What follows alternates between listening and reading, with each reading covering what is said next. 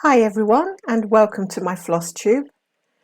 In this Stitch With Me video, I'm really excited to be showing you this brand new chart which I started, I think it was around mid-August. So I have been working on it just maybe about a week and a half.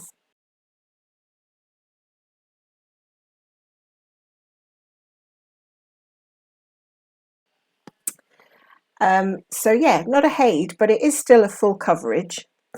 And I was really attracted to it. I love the whole ambience, the atmosphere in this picture. So I really could not resist to download this one and get started on it. I don't know what possessed me, but yeah, I just had to have a go at this.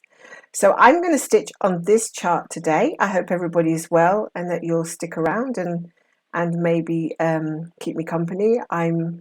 Well, what are we today? It's Monday, so yeah, bit of Monday blues this morning. So hopefully this will cheer me up a little bit. It's already evening here, or coming close to the late afternoon. So I'm going to start stitching, but before I do that, I'll just quickly tell you just a little bit about this chart. I'm doing it on 25 count even weave, and it's not very big actually. It's only 300 wide by 240 high. So it's really a nice size. It's probably something around 12 inches in length. So it's really very doable. So I don't actually feel encumbered by adding another whip to my rotation because it's not a huge one. I don't think I could cope right now with a supersize or anything like that, even though they are wonderful to do. I'm really quite happy with smaller editions at the moment. So yeah, this is what we're working on. So I'm going to start stitching now, and let's see how we go. I'm not really rushing this one. This one I'm sort of doing maybe 100 or 200 stitches throughout the day, on and off. So it's looking quite good. So the method I'm using here is what's called the typewriter method. Now, some of you probably know what this is. If you watch Stitching Mummy's videos, she did a video about working the typewriter method, and then it got a little bit of a craze going on. But I'm sort of not sticking to it per se. I am working from the top down in a sort of cross-country fashion, but I'm not working an entire thread going all the way down, hundreds of stitches down, because I don't trust myself, even with a grid. I don't trust myself to not make a mistake. So I'm being ultra cautious and just going down as far as I feel comfortable, which is usually about 200, 300 stitches at the most. So you can see from the top where I began all the way along the top, I've only gone down as far as not even more than 300 stitches, hardly. 3 blocks down is more or less my comfort zone. But a lot of the time I don't feel like I really need to, because I'm picking up little areas and sections and they all seem to be clustered together. So I don't really need to, I don't feel like I need to, even if I have a longer thread, I don't feel like I need to do big jumps down and keep on going. So I feel more at home doing a bit more filling in around where I'm actually working, but in a cross-country way, if that makes any sense. So I'm sort of sticking to little areas. But I am sort of still going back up to the top, like Stitching Mummy does, and seeing where my top next empty spaces or empty stitch, and trying to get that filled in. And also, what I find is really, helpful in terms of not making things go any faster, but just it makes the stitching go a little bit more fluid, a bit better, is if you've actually got, if you're doing, say, like 1 or 2 stitches somewhere in one colour, and you end the thread and you find that there's also another ninja stitch in that colour a little bit further away, on the other side of this design, then I can go and fill that one in as well. So I don't automatically put the thread away. I'll just have a quick scan over Pattern Keeper just to see if there's another stitch nearby that I don't necessarily want to jump to with my thread, but that I'm happy to end my thread and go and do that ninja stitch, maybe 500-600 stitches away, because it's already on my needle. So why not just do it then? So I have been kind of, looking around at the whole pattern quite a bit on Pattern Keeper and getting a feel for where the block colours are and where all the ninja stitches are. So it's been a little bit of both all the time. It's actually really good because it's quite varied in that you're doing some ninja stitches, some block colours, and it doesn't feel like you're stuck in either zone. It feels very much like you're working both things and you can work them as you please. So this is how I've kind of been working on this one this week and kind of really enjoying, working little areas. At the moment, I'm going around this lantern that you can see in the photograph at the bottom. So yeah, I'm really loving the vivid colours here, and kind of looks to me more like a jigsaw puzzle when you work this method than when you do, like the blocks and stuff like that. It just looks more methodical when you do all the blocks, but here it has more interest as well. So I'm not going to knock block parking or anything like that, because I am still doing it on some of my whips. So I feel like it's nice to vary. I feel like I'm enjoying the variation for a change rather than worrying about making mistakes. I'm more kind of just going with the flow and just trying to enjoy it for what it is really and not overthink, because it's at the end of the day, like so many people have said, and I've been listening to flosstubers say it over and over again, it's just a hobby.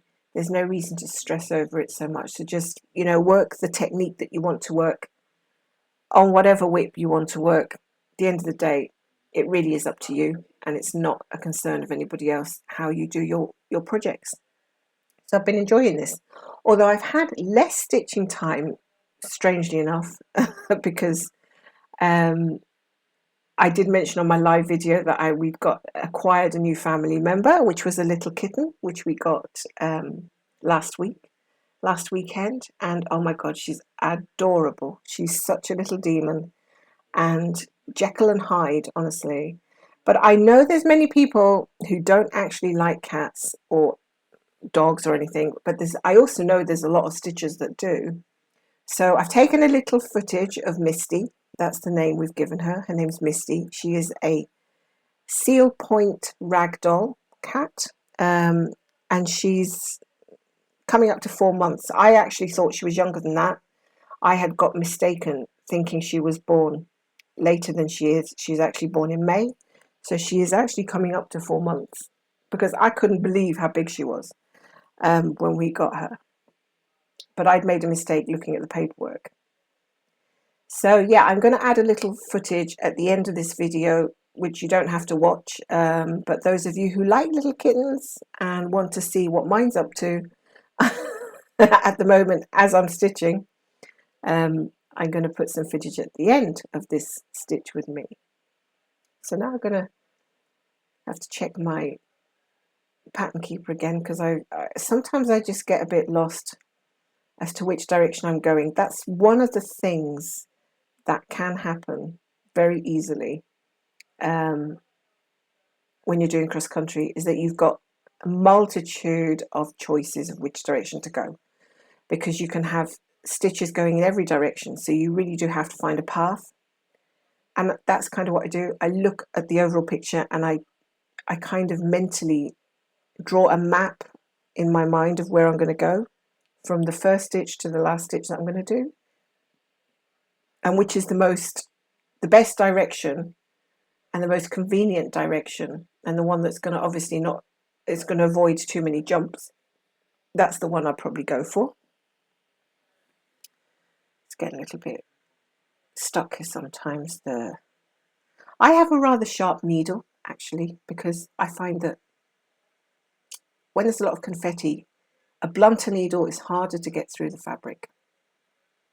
So I found a sharper needle works better. It's funny because I never stitched at all like this at the very beginning a couple of years ago. So I'm surprised at myself how things can change. and how you can change your mind so easily. But I think it's a good thing because I don't like to be one of those people that just says, I'm only going to do X and I'm going to do that forever. I'm not going to change or try anything new because I would find that a bit boring. There's nothing wrong with that if that's how people want to go. But I quite like the fact that I'm willing to try different things as well. And I'm really happy actually that I'm getting on with this cross-country business because, for some people it's quite scary, for people like myself even that like to do things in order, like in the follow a regime of stitching one stitch after the other in rows, or or doing just a block of 100 and then the next block and the next block. That is very sort of organized and methodical. So to do something like this can be a bit scary, but I think once you get used to it, it's not so bad. Not so bad. So that's how we've been rolling, and I'm lucky that I've got all my whips still safely stored in my box, and little Kitty hasn't. Well, it's not that she hasn't discovered them. She has seen them around, but she's not really been tempted yet to. She hasn't had the urge to attack anything, stitching wise. So I'm really lucky about that. Hopefully it continues, because I would be devastated if she got into the room and attacked my things. So I'm trying to be more careful now and storing things away, because once you bring a little furry creature into your house, it suddenly decides it wants to wreck everything.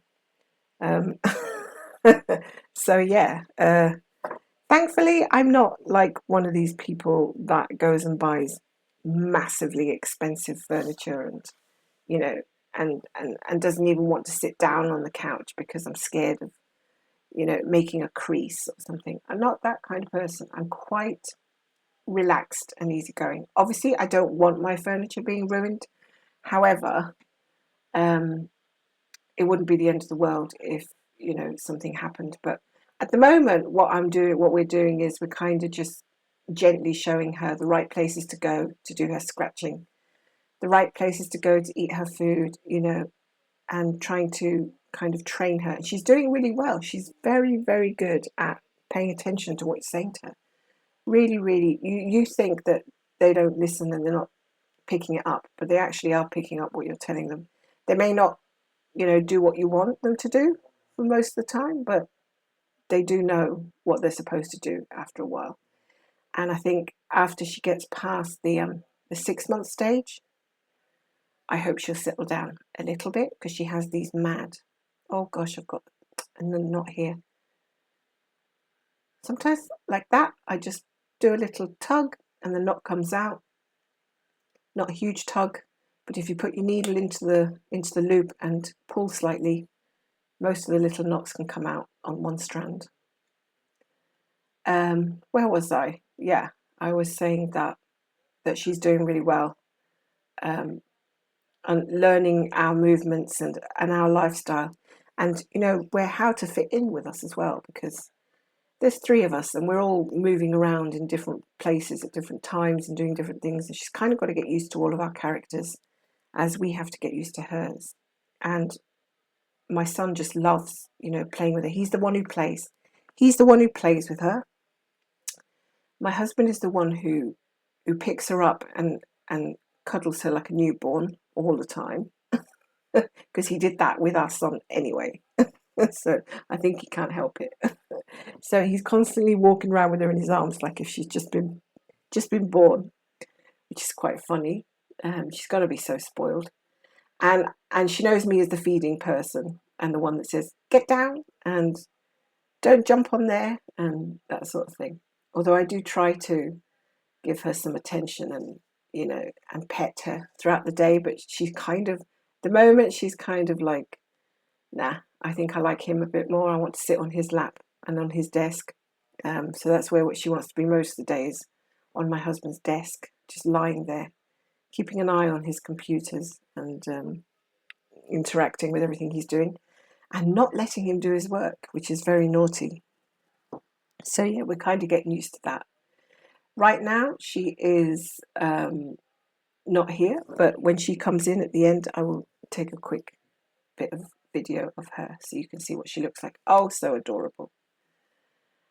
So where am I? Let's see how many stitches. Oh, I forgot to tell you how many stitches I have done on this chart.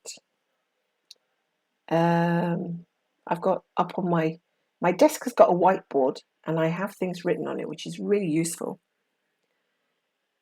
Okay, so this chart has 72,000 stitches. That's not a huge amount, is it? That's not a terrible amount of stitches. 72,000, but if you think about it, that's 72,000 extra on top of all the other whips I have. Let's not look at it like that though. We'll just put it into its own bracket. This is a standalone chart that has 72,000 stitches, very doable. And I have done just coming up to 3,000 in total so far. So that's pretty good. My goodness, that sounds like an awful lot for the time that I've actually been working this chart. How have I managed to do so many stitches in, when did I start this? Yeah, about a week and a half ago I started this, and that's nearly 3,000. Goodness me, so this actual cross-country business is worth its salt. I mean, really, honestly, I don't think I'd have got that many stitches done if I had to keep changing my thread all the time. I know that having to do rows and stuff is a lot slower if you're parking and you're doing row by row and that kind of thing. And it's absolutely great if you don't mind that it's slow. This is actually faster, so that's interesting. Yeah. So when I'm in the mood, I think, for doing something a little bit more rapidly and not having changing my threads, I will probably automatically zone to this chart.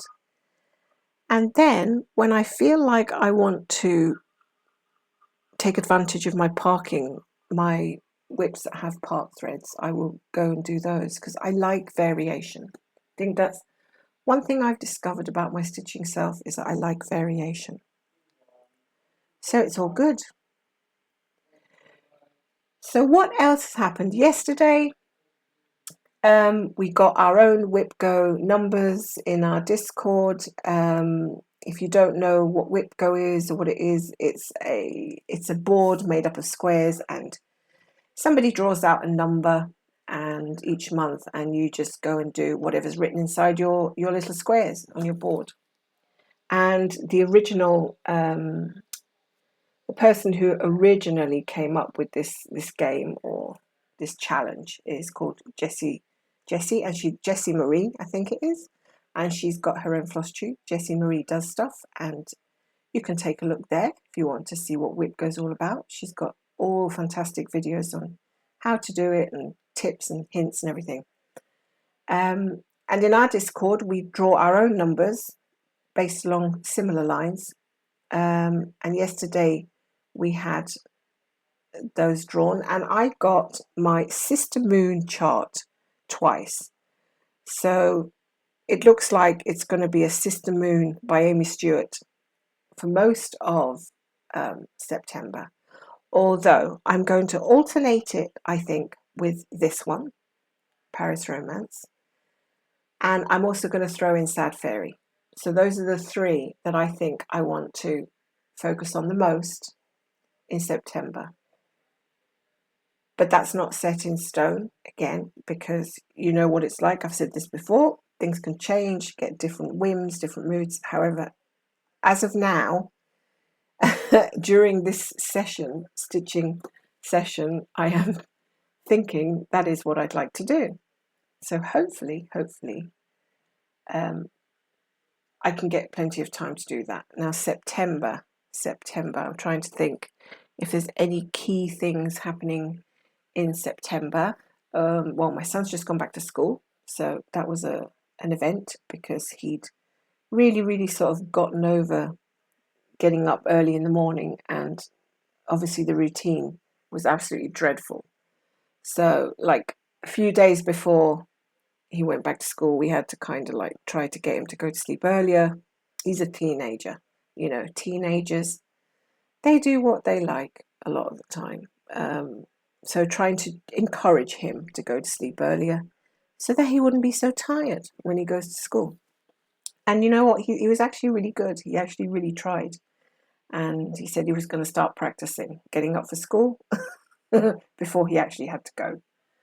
So I was really, really pleased about that because, having to drag myself up to get him up can sometimes be quite tiring. But he's actually pretty good at doing what he's told. So yeah, it was all back to school, back to the usual. So there's been plenty of other stuff going on, family and community stuff that I do. There's been a lot of things on the go. Online work that I do, and I've been thinking about holidays and when are they coming back, even though we haven't even got to the autumn yet. So yeah, but I'm kind of, do you know what? I think I'm ready for the cooler weather. I think I'm done with these heat waves and this hot weather. I think for Scotland it's been strange, but it's been nice to have a good summer. I mean, it would have been awful if it rained the whole summer, right? So can't complain. Yeah, we had a few uncomfortable days, but it was nothing we couldn't deal with. And so I'm ready for autumn to come, and I am definitely 100% not going to start any other charts this year. So do not expect me to start any more charts. I will, however, be working on the ones that I have. And I seem to have primarily Hayes, and I've said this before, I seem to be really into the full coverage, and that hasn't really changed for the last year or so. I started flosstube in 2020, I think it was, or 2021. And it's been, I started with a lavender and lace design, and it was all beads and embroidery. And then I went and did a Haid, and I haven't looked back. It's been all heaven and earth designs, well, and some artesi designs, but for me, full coverage is my passion. It's what I like the most. I just love a nice huge canvas, feel like I've really got something that I'm working with, in my hands. So I really do enjoy that. It's really good fun.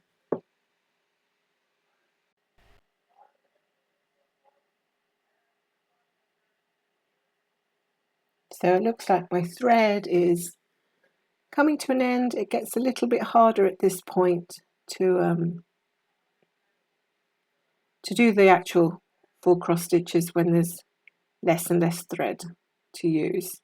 I so admire people that can go right down to like a little stub of thread, but I find that I can never really do that.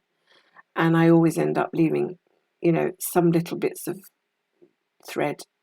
I try not to feel guilty about it, but if I don't, my needle just comes off anyway. And then which way am I going? Okay. I find that it'll just, my needle will just come off the thread anyway, and then I'll just have to end up cutting it because I'm not going to be trying to rethread a really tiny piece just to get another 2 stitches on or something. That's usually what happens. This is kind of like a sort of mustard colour.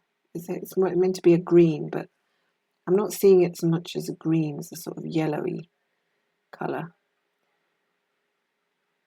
So I'm really trying to go as far as I can now with this this little piece of thread here. Not doing too bad.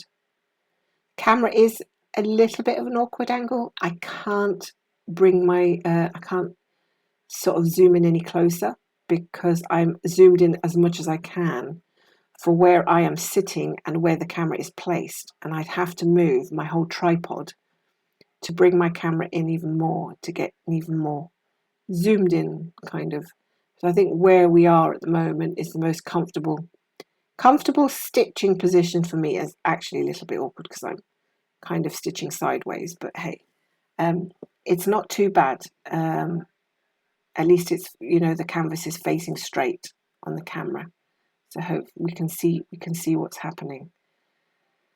So yeah, I have to kind of be comfortable for where I'm stitching, otherwise I can't stitch and it would just be a bit too awkward.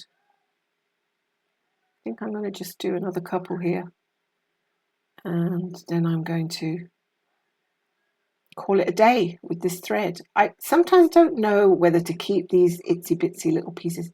I tell you though, because I'm keeping this particular project in envelopes, I find it easy because I can just throw in any size thread into an envelope without any fuss. It only takes me less than a second. So I'm more inclined to keep the little end bits because I find that I don't have to wind them round the bobbin and all that sort of thing, or put them back on drops.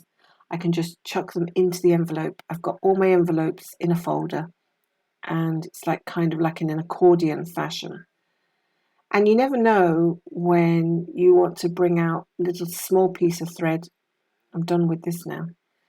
When you want to bring out another small piece of thread and just use it for something else. Okay, so I'm going to come up here now with up to this area because there's a nice little block of yellow around here.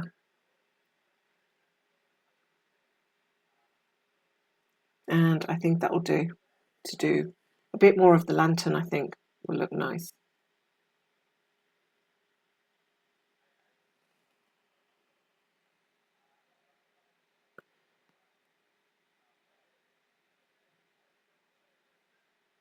So I'm not exactly filling in gaps as such, but I am sort of looking more on Pattern Keeper as to where there's little cluster groups of stitches that I can do first. And then sometimes I get a little itchy to do the ninja stitches or confetti, and I'll go and do those. That isn't often now, I have to admit. It's not the most often, not the most frequent that I want to go filling in tiny gaps. I have said before that they kind of make me a bit anxious, but I think I've gotten over that now. I think I've kind of gotten used to seeing the project as it is and knowing that they will be filled in. So there's no need to be anxious about them. All the white dots and spaces, they will get filled in.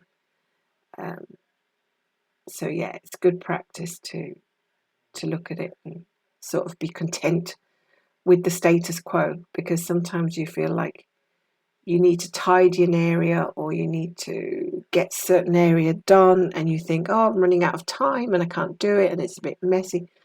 I'm learning that messy is not a bad thing. It's just not a bad thing, and I don't have to be stressed about it. And it's all just part, the way it looks is all just part of the journey. You know, how it's going to be down the road whilst you're going and working on it. It doesn't really have to look perfect. Obviously, it has to look good when it's all finished, but whilst you're working on it, it doesn't matter. It doesn't really matter where the stitches are, does it? Because it'll all come together at the end. That's the good thing. And I have noticed that some on my Discord are doing a lot of cross country, and there is one lady who is doing one colour at a time, and I think it's absolutely fantastic. Like, I would, now that's again a little bit way up the ladder to where I am at the moment. I've just got onto the cross country ladder, and I've slowly eased myself into the idea and started to tweak it to suit me to where I'd enjoy it. But to actually do one colour at a time, I don't know about that. I can see pros to it, but I can also see cons. I'm not sure if it's how I would like to stitch. But then I said that about cross country, so you know. I don't know at this point. Maybe somewhere down the line. And I think if I was to try that one colour option, I might try it on something really small, like even smaller than this one, because then I won't feel like I have to do the whole thing that way. And if I want to convert, I only have to convert a small section. I might find it daunting to do one colour at a time on a huge or a large or even a mini page. So I might pick a small Small little thing, and try doing one colour at a time and seeing how that works. Maybe something that's like half the size of this one. I'm not committed to that idea, but I think it might be an idea, and I could maybe enjoy it, and then that would be a discovery. Because I don't like to say I don't like something unless I've actually tried it, but then I'm not sure if I want to try it yet, if that makes sense.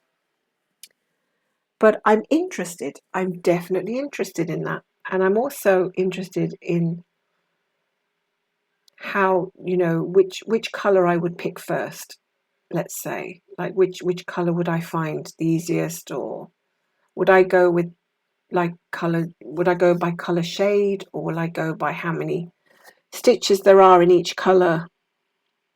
That's something I'd have to think through and work out. I'm sure other people have already worked those things out and made those decisions.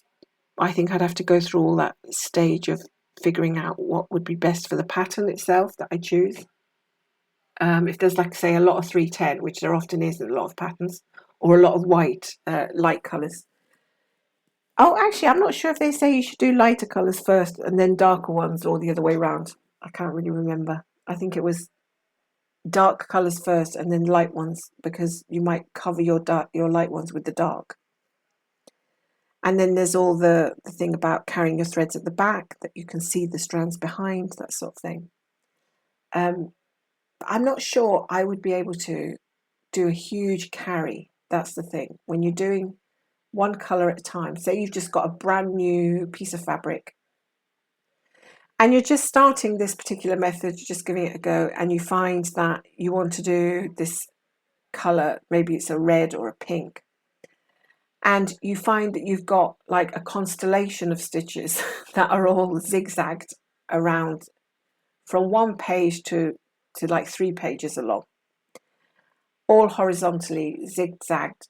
Like, would you just do jump with one colour all across, or would you, and how would you end your thread? Because you'd have no other stitches to anchor it to if you have, like I said, that kind of zigzag along of single stitches. So I would think, well, I don't really want to do one stitch. I'd have nowhere to anchor my thread at the back to finish it, and then go to the next stitch, which might be and then like near enough to the next page, and then where would I stop, where would I finish that stitch, and then go to the next stitch. So I would be thinking, well, okay, in that case I would think that doing a block color first would make more sense, because you do a color that has a lot of stitches, and then wherever you go after that, you've got a lot of places to finish your thread. That to me would seem a bit more logical. Then there's the thing of having little gaps and having to carry at the back and leaving your thread exposed because you've already done a ton of stitches around it. So what I've been doing here actually is, when I'm stitching in hand, well, stitching in my hoop or in my Q-snap in hand, I am turning it over and I'm anchoring my threads at the back because I can, because I'm not using the stand, and I'll obviously make a neater job than I do when it's on the stand. And then sometimes if I want to kind of do a little jump, I will slide the needle through a few stitches at the back and anchor it, and then do my stitch, which might be, I don't know, 200 stitches away or something. But at least it's covered up by all the stitches behind. So I'm kind of turning my canvas over and sliding my needle through all the ones at the back to get to the next stitch. And that, I don't know if I've ever heard that being done anywhere. I'm sure some people do that as well. Some stitches must be doing that, but I haven't heard it being said. It just seems to me to be better to be hiding your thread at the back than having it fully exposed. So so I see that this lantern is now starting to look pretty good with this these yellow colours, light colours, and then darker colours. So it really is very vibrant, looking good at the moment. I'm really pleased that I chose this chart, actually, because it does remind me of the Mediterranean, and it reminds me of somewhere where I've eaten with my husband, I have no idea now. I cannot think where it was, because so many of these like little towns, these little villages and little side restaurants are so many of them look so similar, and we've eaten in so many of them over the years that I couldn't tell one from another a lot of the time. But it's such a lovely atmosphere when you're dining in the evening and the air's just cooling down from the heat of the day, and the pavement still feels warm. The lights, the colours on the street with the lamps, and sometimes you hear a guitar, some live music. It's so relaxing and so kind of romantic. Honestly, it's lovely. I have to get back to the Mediterranean again soon to visit people and check that they're okay. So I'm looking forward to that, although it's nice to be going in the autumn rather than in the summer, because in the summer it is just way too hot. So I much prefer going to hot places when it's actually going to be cooler. Oh, come on, I can't get my needle through this hole. Here we go.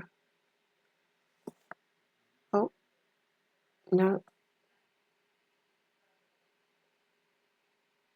Kind of losing track for a second. So this is a nice good chunk of colour to be doing here, but it will leave quite a few little gaps around. So I was thinking of making this my like Saturday night stitch. However, I say that, but then Saturday comes along and I'm doing something else, or I've decided I started a different thing and I wanted to carry on with it. So I kind of don't believe don't believe the plans I set for myself. I don't believe I'm actually going to carry them out every time. So I think I'm just going to stick to my spontaneous, random, let's just do whatever I want to do. Seems to work the best for me anyway. However, I did do my 2 weeks of Riverwalk Charm. I focused on it entirely, and I'm very, very happy to say that I managed to do 2 weeks on one whip, and I don't think I touched anything else, or if I did, it wasn't for very long. And I did a load of stitches on those 2 weeks on my Riverwalk Charm, and it really needed it because I had probably put it away for a while. And now, coming in September, I think that 2 or 3 of my heids will be put away. Doorway is one of them because I've worked on that one a lot in August. And also, which is the other ones? Maybe Fireplace won't be getting much done this coming month either, because again, I worked on it a fair bit in August. So since my whip go has given me Sister Moon, I want to give that one a little push, and I so want to get out of the brown black background and just get to a little bit of the lady section. So I want to push ahead with that one. So it's going to be Sister Moon, what I said before, is what I'm going to focus on, and this one as well for a while. So we'll see how far we go. I mean, I'm not in a hurry, but I'm enjoying kind of picking a couple of focus point whips for the month, and then picking another couple for the next month. And it doesn't have to be set in stone. I mean, if I really do feel like working on Doorway to the Stars one day, I'm not going to just say, no, you can't do that. I may pick it up for an hour or two. I'm not going to, nothing is set in stone. I'm just using that as a guide. I'm using the basis of picking 2 as a guide. But it's not set in stone. I think that's about as flexible as I can be, really.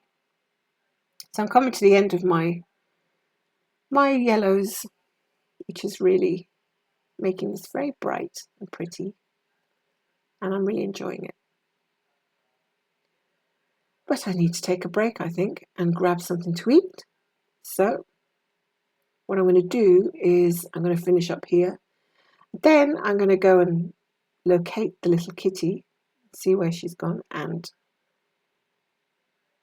take a few seconds of video of her so you can see the cute little adorable kitten.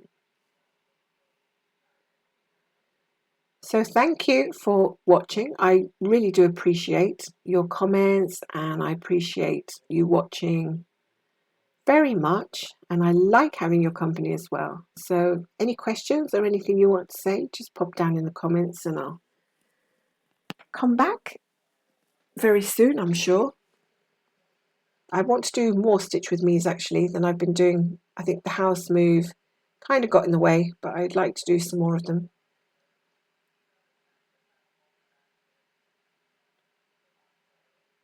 So I'm just going to finish up here. Okay, as promised, here is the little misty one. And my husband is just petting her there. She's very, very kind of like, I'm not sure, I'm kind of tired, but I also want, if something attracts my eye, I'm just going to go and swipe at it, or I'm going to attack something if it moves. I can see she's kind of like a bit indecisive about, I'm getting used to this now, this the different mood swings of this kitten. But she's generally, on the whole, she's quite placid at the moment, and this is where she wants to be. She wants to be on his desk and being petted and made a fuss of, and he can't get much work done, but hey, I'm sure it'll. And she also likes licking and grooming us all the time. So I hope you enjoyed this, and I hope you enjoyed my video, and I will come back and see you soon. Take care.